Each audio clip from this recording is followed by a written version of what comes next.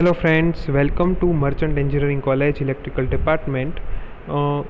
In previous lecture, we discussed about three terms: microcomputers, mm, logical controllers, and programmable logic controllers. Okay.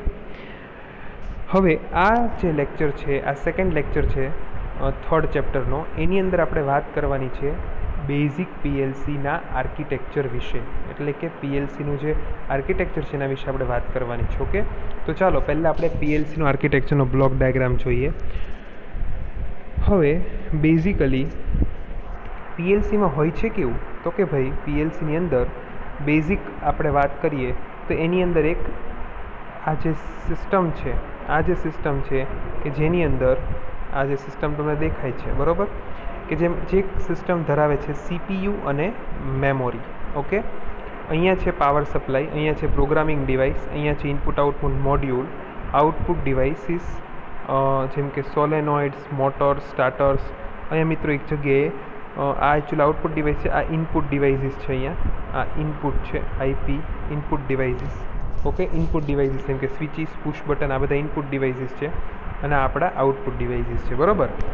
હવે actually આજે આ બધા વિશે આપણે જોઈએ તો બેઝિક કેવું છે કે ભાઈ આર્કિટેક્ચર છે પીએલસીનું, એમાં ટૂંકમાં પીએલસીમાં બેઝિક કયા મુખ્ય કમ્પોનન્ટ છે, તો પાવર સપ્લાય છે, પછી પ્રોગ્રામિંગ ડિવાઇસ છે, પછી સીપીયુ છે, મેમરી છે. મેમરીનો તમને ખ્યાલ જ છે શેની માટે, કોઈ ડેટા સ્ટોર કરવા માટે કે કોઈ પ્રોગ્રામ છે એ સ્ટોર કરવા માટેનો યુઝ થાય. પછી ઇનપુટ આઉટપુટ સિસ્ટમ મોડ્યુલ છે, એની અંદર શું છે તો કે આઉટપુટ ડિવાઇસ જેમ કે સોલેનોઇડ, મોટર, સ્ટાર્ટર, એ બધા આઉટપુટ ડિવાઇસીસ છે.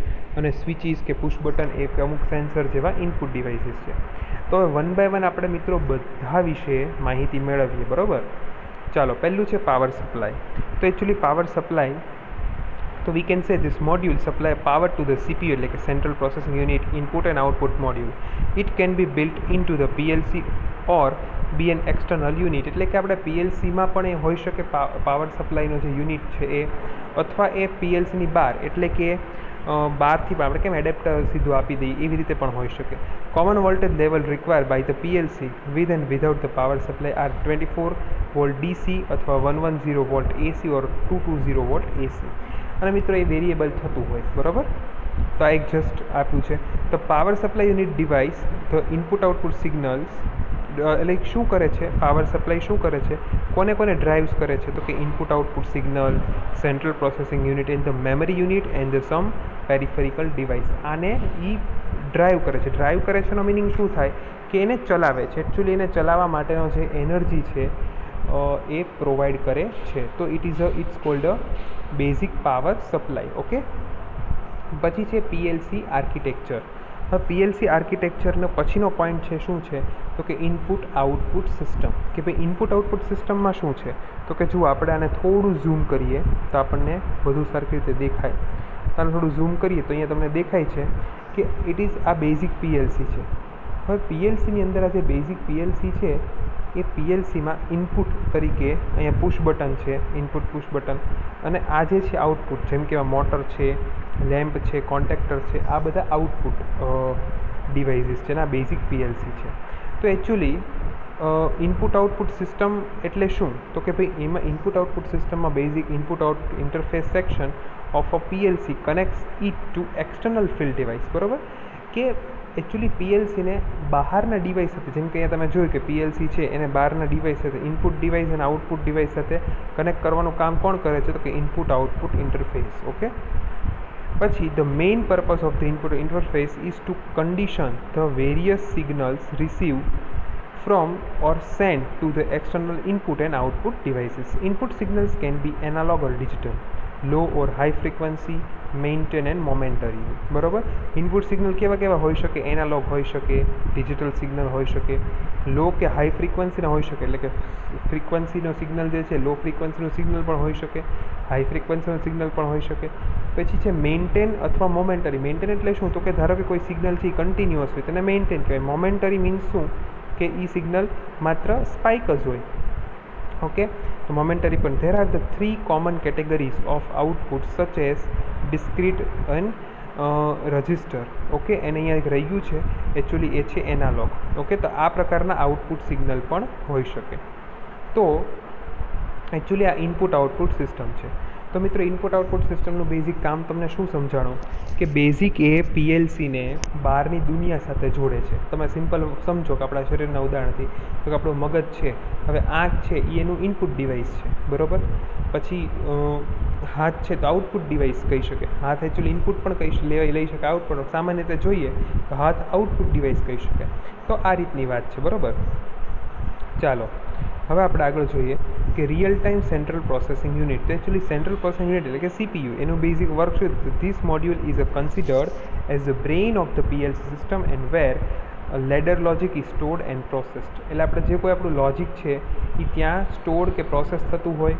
The memory contains the data and the ladder program. It contains an executive program that tells the PLC how to execute the control instruction, users program, communication with other devices and other PLC's programming devices, input output devices, perform some activities and diagnostics. Okay, તો કેવું છે કે actually આ જે real time central processing unit છે એનું basic work શું છે? તો કે મિત્રો જે કોમ્પ્યુટરમાં સીપીયુનું કામ હોય એ જ અહીંયા કામ છે પીએલસીમાં સેન્ટ્રલ પ્રોસેસિંગ યુનિટનું, કે એમાં મેમરીનો પાર્ટ પણ છે અને એમાં પ્રોગ્રામ એક્ઝિક્યુશન કરવાની એબિલિટી પણ છે. ઓકે, પછી છે મેમરી યુનિટ કે the memory unit of the PLC serve the several function. It is a library where the application program is stored. It is also where PLCs executive program is also stored. એટલે application program હોય કે executive programme હોય. તમને કહે sir application executive પ્રોગ્રામમાં શું ફરક? Actually આપણે વાત કરીએ, એકચ્યુઅલી ઘણા પ્રોગ્રામ તમે તમારું પીસી છે, હવે એકચ્યુઅલી અત્યારે તો પીસીમાં ધારો કે કોઈ ડેટા હોય, હવે એ ડેટા તમે પીસી બંધ કરો ને તો એ ડેટા વયો જાય, બરાબર. ઘણી પ્રોગ્રામ એવા હોય કે તમે ડેટા તમારું પીસી બંધ કરો તેમ છતાં પણ એ એમનામ જ રહે. તો એકચ્યુઅલી એ મેમરીના ટાઈપને કારણે હોય. એકચ્યુઅલી ઘણી મેમરીમાં પરમેનન્ટ હોય અને અમુક એટલે એને વોલ્ટાઇલ ને નોન વોલ્ટાઇલ એવી કેટેગરીમાં મૂકી શકાય છે. Data can be temporarily stored as a data table in the memory unit. Memory can be volatile or non-volatile. Okay, કોઈ પણ હોઈ શકે. તો આ બધી જે વસ્તુ જે છે, આ આખું જે મેમરીને લગતું જે કંઈ છે એ મેમરી યુનિટમાં હોય છે. પછી છે પ્રોગ્રામર યુનિટ. હવે એ પ્રોગ્રામર યુનિટનું કામ શું છે? તો કે we can say the programmer unit provide an interface between the PLC and the user during program development, startup and troubleshooting. Programming unit are the bridge between what the PLC understand and what the engineer desire to perform during the control sequence. એટલે actually જે કોઈ આપણે જે programming platform કહી શકાય એ જ આ programming unit છે. એટલે પ્રોગ્રામિંગ યુનિટ શું છે? પ્રોગ્રામિંગ એક પ્લેટફોર્મ છે કે જે યુઝર એટલે કે એન્જિનિયર અને પીએલસી વચ્ચે એક બાંધ એટલે કે બ્રિજનું કામ કરે છે. ઓકે, પછી છે પેરિફેરિકલ ડિવાઇસ. તો આપણે જેમ વાત કરીએ એમ કેવા પેરિફેરિકલ ડિવાઇસ હોય છે?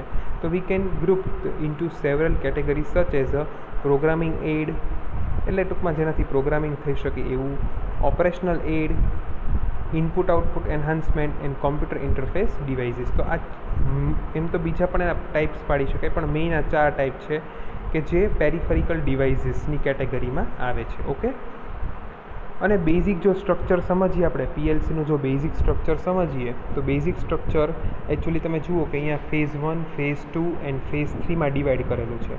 ફેઝ 1 શું છે? તો કે એકચ્યુઅલી ફેઝ 1 કે ફેઝ 3 એ બંને એકચ્યુઅલી રજિસ્ટર જ એની અંદર ફેઝ 1માં પણ રજિસ્ટર્સ છે અને ફેઝ 3માં પણ છે. એકચ્યુઅલી એ રજિસ્ટર છે બીટના નથી હોતા, બાઇટ સ્ટોર કરી શકે એવા હોય છે અને એમાં જો ઇનપુટ આવતું હોય છે અને એ પછી એકચ્યુઅલી જે છે એ પ્રોસેસર એને પ્રોસેસ કરે અને પ્રોગ્રામ મેમોરી છે એની અંદર ડેટા છે જે સ્ટોર થવા લાયક હોય ડેટા ત્યાં સ્ટોર થાય, અથવા ઘણા પ્રોગ્રામ ફેચ કરવાના હોય તો એ થાય. એક્યુમ્યુલેટર છે એ પણ પ્રોસેસિંગ યુનિટને હેલ્પફુલ થાય. અને પછી જે આઉટપુટ છે એ ફેઝ 3 એટલે કે એ આઉટપુટ પેરિફેરલ્સ દ્વારા એ આઉટપુટ બહાર મળતું હોય છે. તો જો અહીંયા 0 થી 9 અને પછી અહીંયા જે 30 to 37 આખું અહીંયા બતાડ્યું છે. ઓકે, તો આ બેઝિક આને કહી શકીએ basic structure of PLC. Okay, તો મિત્રો આ જે આખો લેક્ચર છે એમાં આપણે બેઝિક આર્કિટેક્ચર જોયું અને પછી એક સ્ટ્રક્ચરની એક ફિગર જોઈ. તો બેઝિક આર્કિટેક્ચર જે છે એ આ પ્રકારનું પીએલસીનું હોય છે, જે અહીંયા બેઝિક મેં બતાડ્યું છે. ઓકે, તો આઈ હોપ કે તમને મજા આવી હશે અને તમને સમજાણું હશે. ઓકે, તો હવે નેક્સ્ટ સેશનની અંદર આપણે આગળ લેડર ડાયાગ્રામ, અમુક લોજિક ડાયાગ્રામ ને એના વિશે પ્રોગ્રામિંગ લોજિક ઉપર વાત કરશું કે જે પીએલસી માટે બહુ જ ઇમ્પોર્ટન્ટ છે. Okay, thank you friends.